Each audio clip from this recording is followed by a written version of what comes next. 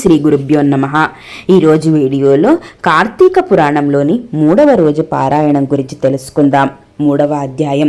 బ్రహ్మర్షి అయిన శ్రీ వశిష్ఠ మహర్షి వారు రాజర్షి అయిన జనకుడికి ఇలా చెప్పసాగాడు.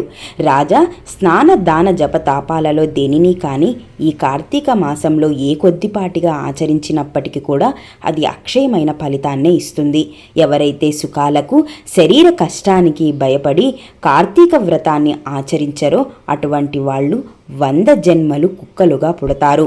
పౌర్ణమ్యాం కార్తికే మాసి స్నానాందీస్తునాచరం కోటి జన్మసు చండాలయోనో సంజాయతే నృప క్రమాద్యోన్నో సముత్పన్నో భవతి బ్రహ్మ రాక్షసః అత్యైవోదాహరంతిమా మితహాసం పురాతనం. కార్తీక పౌర్ణిమ నాడు స్నాన దాన జపోపవాసాలతో ఏ ఒక్కటి కూడా ఆచరించని వాళ్ళు 1,000,000 పర్యాయాలు చండాలపు యోనులలో జన్మించి తుదకు బ్రహ్మ రాక్షసులుగా పరిణమిస్తారు. ఇందుకు ఉదాహరణగా ఒక గాథను చెబుతాను విను.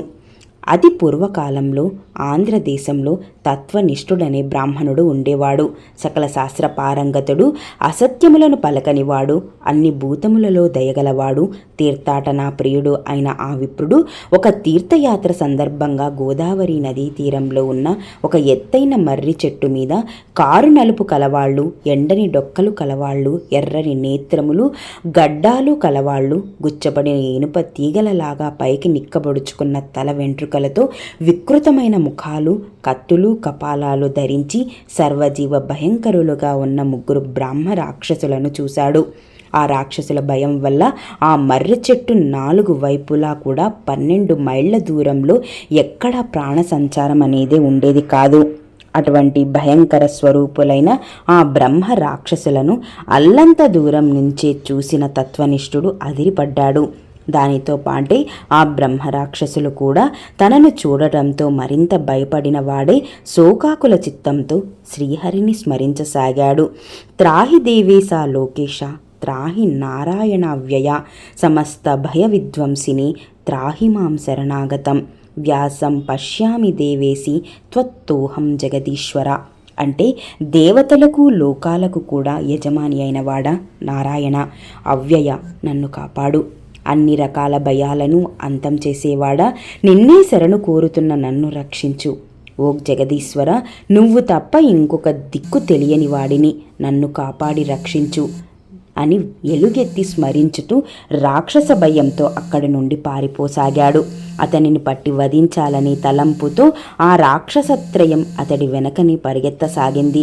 రాక్షసులు కూడా బ్రాహ్మణునికి చేరువవుతున్న కొద్దీ సాత్వికమైన విప్రుని తేజస్సు కంటపడడం వలన తెలిపి లేకుండా అతనిచే స్మరించబడుతున్న హరినామం చెవులపడడం వలన వెంటనే వారికి జ్ఞానోదయం అయింది. అదే తడుగా ఆ బ్రాహ్మణుణ్ణి ఎదురుగా చేరుకొని దండ ప్రణామాలు ఆచరించి అతనికి తమ వలన కీడు కలగబోదని నచ్చ చెప్పి, ఓ బ్రాహ్మణుడా, నీ దర్శనంతో మా పాపాలన్నీ నశించిపోయాయి అని మళ్ళీ నమస్కరించారు. వారి నమ్రతకు కుదుటపడిన హృదయంతో తత్వనిష్ఠుడు, మీరు ఎవరు, చెయ్యరాని పనులు ఏమి చెయ్యడం వలన ఇలా అయిపోయారు? మీ మాటలు వింటూ ఉంటే బుద్ధిమంతుల్లా ఉన్నారు. మరి ఈ వికృత రూపాలు ఏమిటి? నాకు వివరంగా చెప్పండి. మీ భయం బాధలు తీరిపోయే దారి చెబుతాను అన్నాడు. బ్రాహ్మణుని మాటలపైన ఆ రాక్షసులలో ఒకడు తన కథని ఇలా వినిపించసాగాడు. విప్రోత్తమ, నేను ద్రావిడనను. ద్రావిడ దేశంలో మందర అనే గ్రామాధికారినై నేను కులానికి బ్రాహ్మణున్నే కానీ గుణానికి కుటిలుడిని. నా కుటుంబ శ్రేయస్సు కోసం అనేక మంది విప్ర ధనాన్ని హరించాను. బంధువులను కానీ బ్రాహ్మణులను కానీ ఏనాడు పట్టెడు అన్నమైనా పెట్టి ఎరగను.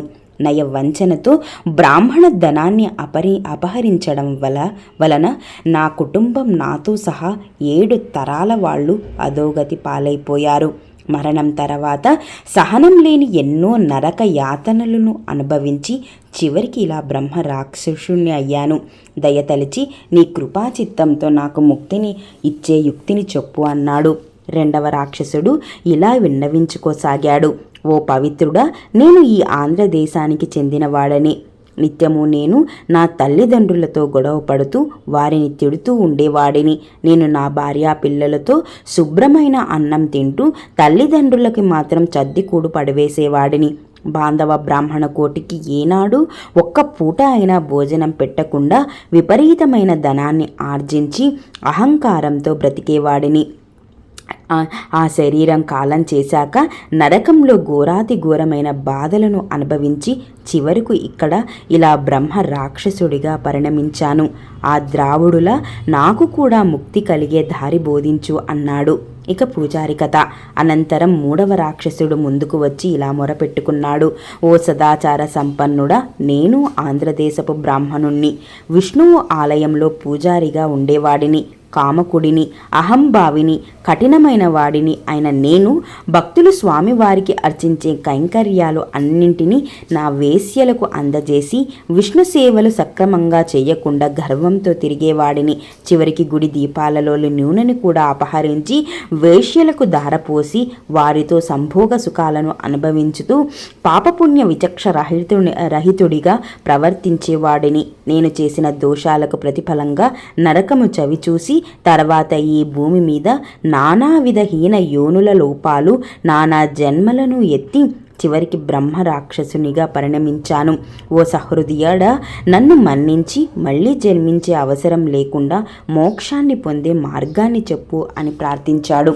బ్రహ్మ రాక్షసులు ఉత్తమగతి పొందుట, తమ పూర్వ జన్మల వృత్తాంతాలకు ఎంతగానో పశ్చాత్తాపడుతున్న ఆ బ్రహ్మ రాక్షసులకు అభయమిచ్చి భయపడకండి, నాతో కలిసి కార్తీక స్నానానికి రండి, మీ సమస్త దోషాలు నశించిపోతాయి అని చెప్పి వారిని తన వెంట బయలుదేరదీశాడు ఆ బ్రాహ్మణుడు. అందరూ కలిసి కావేరీ నదిని చేరుకున్నారు. అక్కడ తత్వనిష్ఠుడు బ్రహ్మరాక్షసుల నిమిత్తమై సంకల్పం చేసి తాను స్వయంగా ముందు స్నానం చేసి తర్వాత రాక్షసుల చేత కూడా స్నానం చేయించాడు. అనంతరం అమూకానాం బ్రహ్మ రాక్షసత్వ నివారణార్థం అస్యాం కావేర్యాం ప్రాతస్నానమహంకరిష్యే అనే సంకల్పంతో అతడు విధి విధానంగా స్నానం చేసి తత్ఫలాన్ని బ్రహ్మ రాక్షసులకు దారపోయగా వారు విగిత దోషులు దివ్య మేఘాలు అయి తక్షణమే వైకుంఠానికి ప్రయాణమయ్యారు. విదేహరాజా, అజ్ఞానం వలన కానీ మోహ ప్రలోభాల వల్ల కానీ ఏ కారణం చేతైనా కానీ కార్తీక మాస సూర్యోదయ కాలంలో కావేరీ నదిలో స్నానం ఆచరించి విష్ణువుని పూజించిన వాళ్లకు నిస్సందేహంగా 10 యజ్ఞాలు చేసిన ఫలం కలుగుతుంది. అందువలన ఏదో ఒక ఉపాయం చేసైనా సరే కార్తీకంలో కావేరీ స్నానం తప్పకుండా చెయ్యాలి. కావేరీలో సాధ్యం కాకపోతే గోదావరిలో అయినా మరెక్కడైనా సరే ప్రాతస్నానం మాత్రం చేసి తీరాలి.